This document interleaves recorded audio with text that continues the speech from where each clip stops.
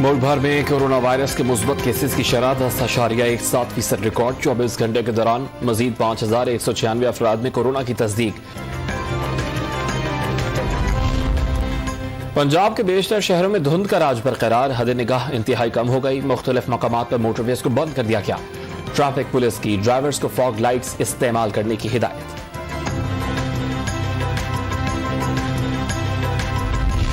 वज़ीर आज़म इमरान खान आज इस्लामाबाद में नया पाकिस्तान कौमी सेहत कार्ड का इजरा करेंगे। इस्लामाबाद, पंजाब, आज़ाद कश्मीर, गिलगित बल्तिस्तान और थरपारकर के तमाम घरानों को 10 लाख तक मुफ्त सेहत की सहूलियात फराहम की जाएंगी।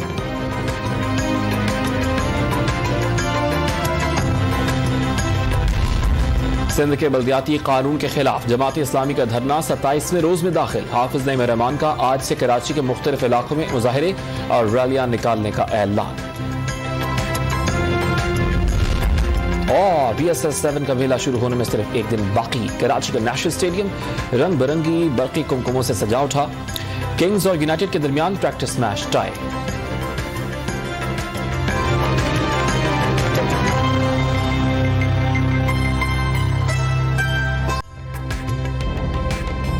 ताज़ा तरीन वीडियोस के लिए हमारा YouTube चैनल सब्सक्राइब करके बेल आइकन प्रेस करिए ताकि आपको मिले हर अपडेट सबसे पहले।